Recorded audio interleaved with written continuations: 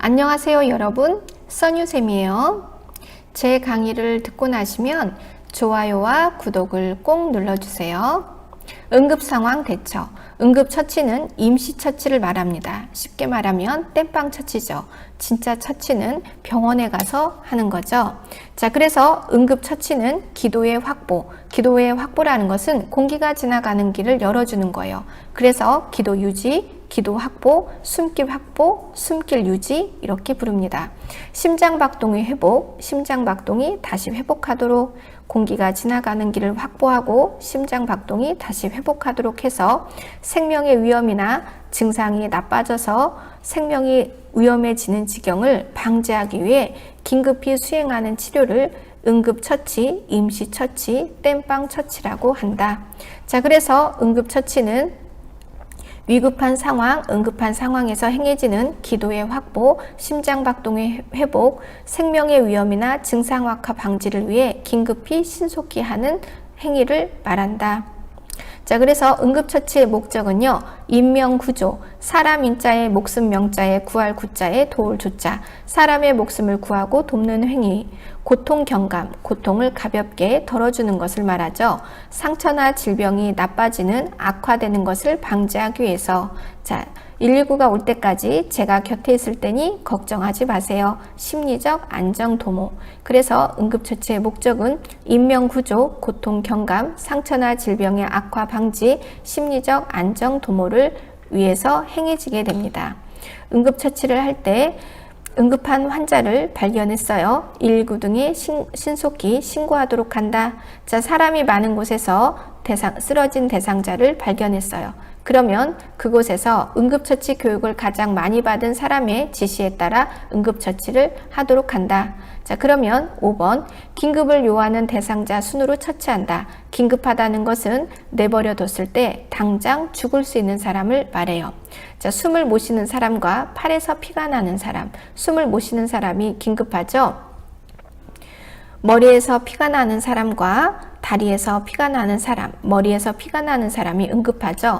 우리가 머리에서 가슴까지가 1순위 응급이에요. 그래서 긴급을 요하는 대상자 순서로 처치한다.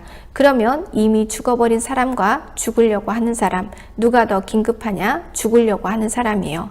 이미 돌아가신 분은 살릴 수 있는 방법이 없기 때문에 사고 현장에서는 이미 돌아가신 분은 제껴놓고 살릴 수 있는 사람에게 의료진이 달려갑니다. 그게 바로 긴급을 요하는 대상자 순으로 처치한다. 이죠. 자, 대상자를 가급적이면 옮기지 않는 것이 좋아요. 가급적이면 옮기지 않고 꼭 옮겨야 될 때는 옮기는 방법에 따라서 잘 옮기도록 한다. 자, 그 다음에 7번에 우리가 응급처치는 언제까지 해야 되는가? 언제 멈춰도 되는가? 30대는 멈춰도 돼요. 인계시, 사망시, 회복시에는 중단해도 된다. 그래서 전문 의료인에게 인계할 때까지 응급처치를 중단해서는 안 된다. 우리는 인계해 줬으면 중단해도 돼요. 그분이 사망했어요. 중단해도 돼요. 그분이 탈탈 털고 의식을 찾고 깨어났어요. 그러면 응급처치를 중단해도 됩니다. 자, 응급한 상황에서 당황하지 말고 침착하고 신속하게 대처하도록 한다. 그리고 이분이 뭔가 음독을 시도했어요. 그러면 그 구토물을 가지고 함께 병원에 가도록 한다. 자, 질식이라는 것은 공기가 지나가는 통로에 문제가 생긴 거예요. 그래서 기가 막혀 죽겠다가 질식이죠. 누워서 떡 먹기 질식이에요. 누워서 떡 드시면 안 돼요. 자, 공기가 지나가는 길로는 오직 공기만 지나가야 돼요.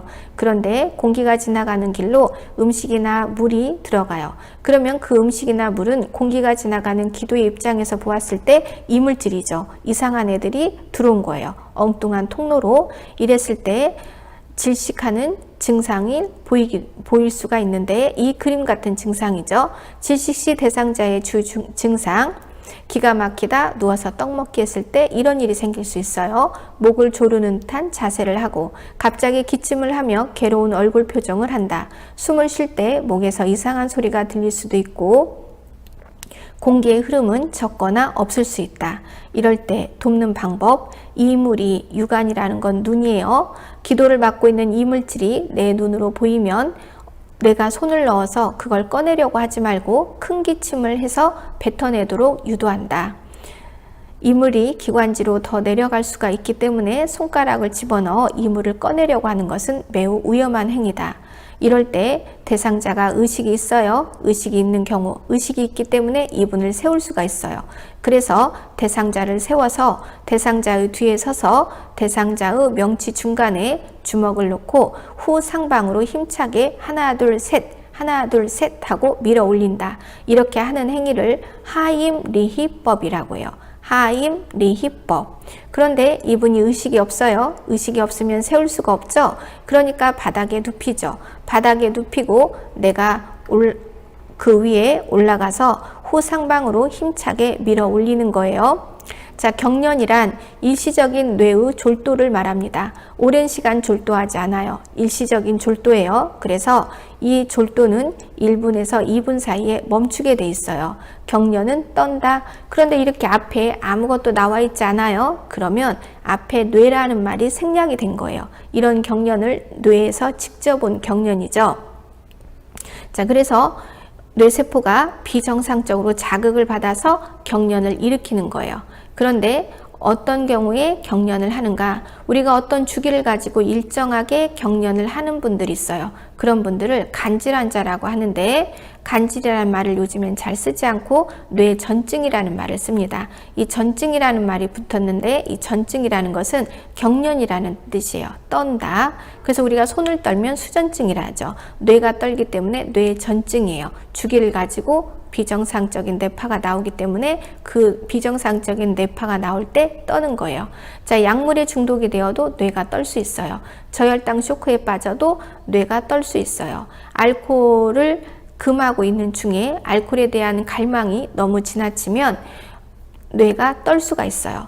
뇌졸중이 오기 전에 뇌경련이 올 수가 있어요.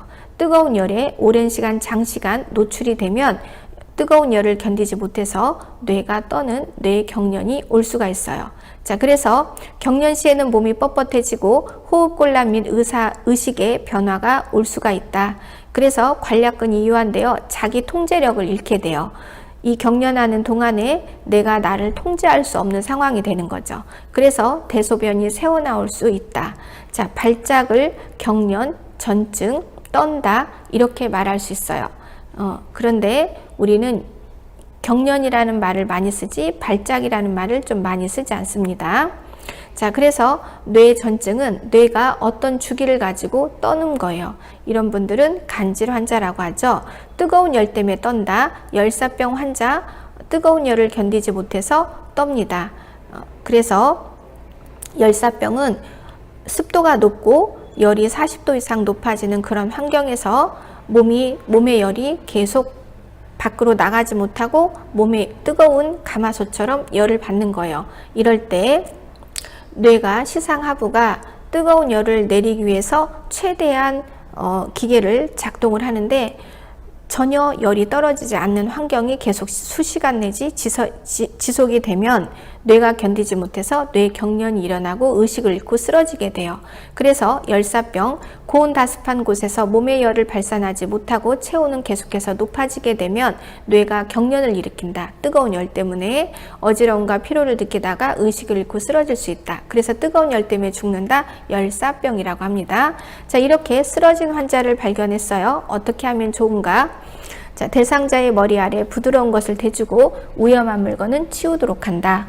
혈액순환, 공기의 흐름을 방해하는 꽉 조이는 옷은 다 풀어주고 편안하게 호흡한다. 우리 7번 방의 선물 영화 보셨죠? 거기에서 그 아빠가 아기를 해치려고 한 게 아니라 마트에서 응급처치를 배웠죠. 응급처치를 배웠기 때문에 응급처치를 하려고 했어요. 그런데 그 순간에 이제 어떤 아줌마가 보고 뜨악했죠.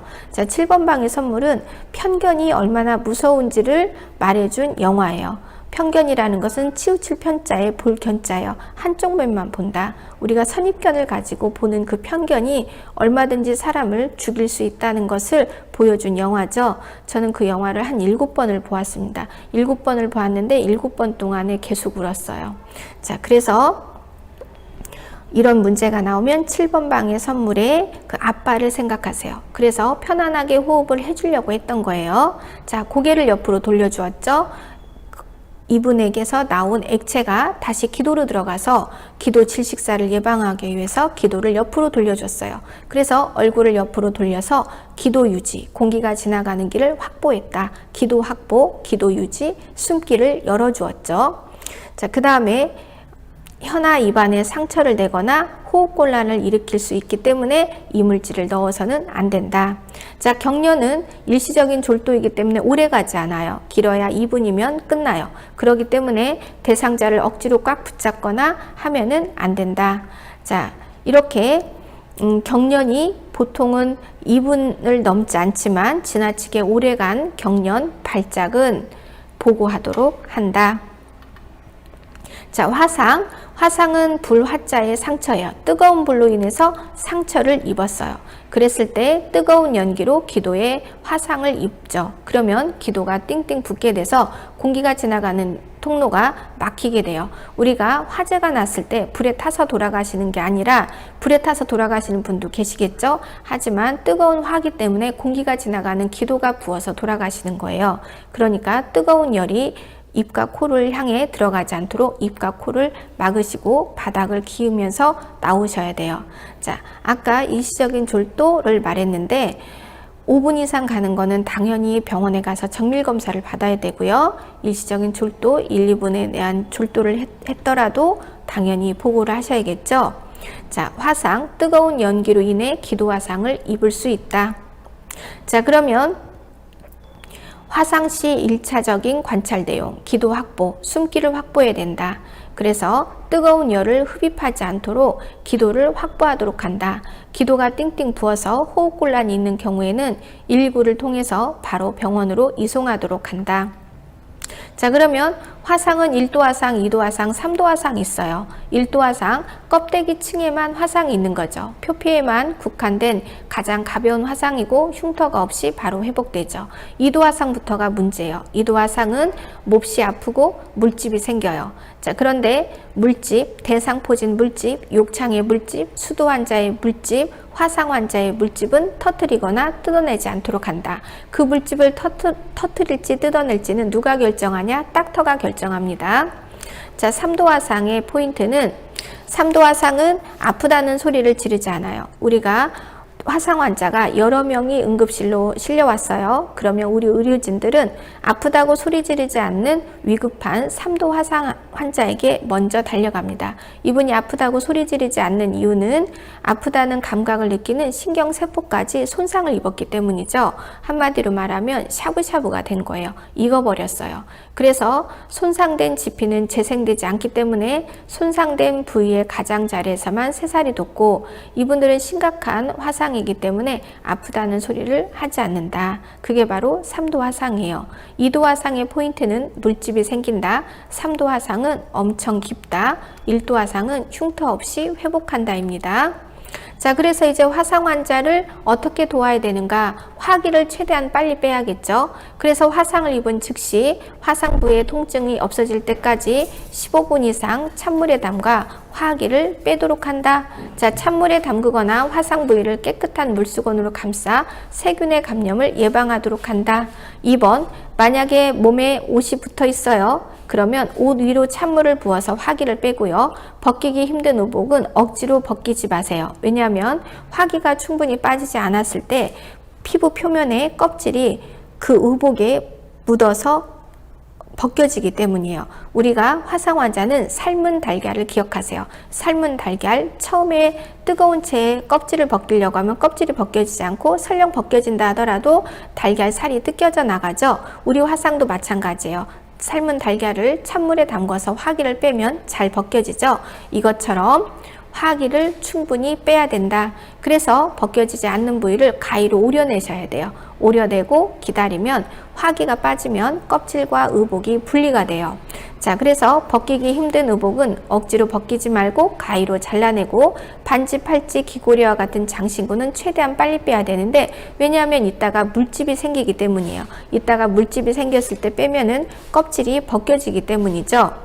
자, 그리고 그 화상된 부위에 소주, 간장, 된장, 기름, 올리브 기름, 치약 이런 거를 바르고 오시면 안 돼요. 상처를 최대한 깨끗이 해서 모시고 오시도록 한다. 상처를 악화시킴으로 이상한 것을 바르지 않도록 한다. 그리고 내가 닥터도 아닌데 물집을 뜯어내거나 터뜨리거나 하지 않도록 한다. 우리 피부의 껍질은 우리 몸의 1차 방어선이에요. 그래서 1차 방어선인 이 피부 표면이 벗겨지면 세균의 입장에서 이런 거예요. 야, 여기 문 열렸다. 빨리 들어가자. 그래서 염증이 더 심각해지고 흉터가 깊이 남게 됩니다. 그래서 물집을 터뜨리지 않도록 한다. 오직 물집을 터뜨릴지 뜯어낼지 대부리망을 할지를 결정하는 것은 그것은 오직 닥터다. 우리가 해서는 안 되는 거예요. 그래서 화상, 수두, 대상포진, 욕창의 물집은 함부로 뜯어내거나 터뜨리지 않도록 한다. 자, 그래서 가스를 마신 경우에도 병원 치료가 필요하죠. 자, 그러면 이제 골절을 보겠습니다. 골절이란 뼈가 부러지거나 금이 간 것을 말해요. 뼈 골자의 끈을 절이죠. 자, 골절은 뼈가 부러지거나 금이 간 상태를 말한다. 이렇게 뼈가 부러지거나 금이 간 상태를 단순 골절이라고 해요. 문제가 단순하기 때문에 단순 골절인데 이 단순 골절 때 제대로 된 처치를 하지 않으면 골절이 된 것을 부목으로 고정하고 지지하지 않고 그냥 옮기게 되면 부러진 뼈 끝이 움직이면서 그 근처에 있는 혈관, 신경, 인대, 근육을 찢어서 문제가 복잡하게 돼요. 이렇게 문제가 복잡하게 된 것을 복합 골절이 되었다라고 해요.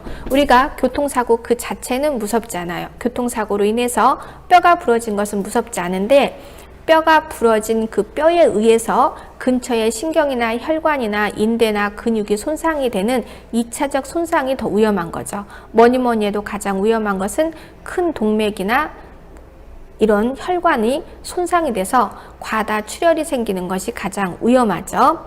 자, 그래서 골절 환자는 공식이 있어요. 그리고 이보다 더 심각한 것은 뼈 조각이 혈관을 타고 돌아다니게 되는 것은 매우 위험한 일입니다. 그래서 뼈의 조각인 골편이 혈액을 타고 돌아다니게 되는 일이 생길 수도 있는데 그렇게 되는 것을 예방하기 위해서는 부러진 환자, 내가 겉에서 봤을 때 부러진 것을 알 수 없다 하더라도 그 안에서 부러진 폐쇄성 골절이 있어요. 누가 봐도 부러진 것을 볼 수 있는 개방성 골절이 있고 내가 눈으로 확인할 수 없는 폐쇄성 골절이 있는데 그 부위가 띵띵 부었어요. 대상자가 움직일 때 너무 아프다고 해요. 그러면 그것은 폐쇄성 골절을 의심할 수 있어요. 그래서 절대로 스스로 움직이게 해서는 안 된다. 그리고 그 부위에 냉찜질을 해서 부풀어 오르거나 염증을 생기는 것을 줄이도록 한다. 춥다고 하면 담요를 덮어주도록 한다. 자, 골절을 의심할 수 있는 사인은 신체의 양쪽이 다르거나 움직이지 못하거나 뼈가 부딪히는 소리가 났을 때 골절을 의심할 수 있죠. 자, 벌어진 골절, 개방된 상처, 개방은 열린 상처예요. 자, 그래서 개방된 상처가 있거나 출혈이 있는 경우 깨끗한 멸균 꺼지를 이용하여 상처를 덮어준다. 그런데 지금 현재의 상황에 멸균 꺼지가 없어요. 정확한 멸균 꺼지는 병원에 있습니다. 멸균기를 들어갔다 나온 꺼지가 멸균 꺼지라고 할 수 있죠. 이것은 이렇게 해석하세요. 그나마 가장 깨끗한 걸로 압박을 해서 압박을 한다. 가장 깨끗한 꺼지로 덮어준다. 이렇게 이해하시면 되겠죠. 자, 그래서 그 부위를 덮고 지혈하도록 한다. 이 튀어나온 뼈를 내가 의사도 아닌데 밀어넣거나 하면은 안 된다. 병원에 가면 병원에서 다 해결해 줍니다. 자, 그래서 병원으로 이송을 하는데 손상된 부위에 부목을 대고 부목, 고정, 지지, 이송. 부목으로 고정해서 지지해서 이송, 옮기도록 한다. 이것이 공식이죠. 부목, 고정, 지지, 이송. 이것을 기억하세요. 자, 그러면 다음 시간으로 이어지도록 하겠습니다.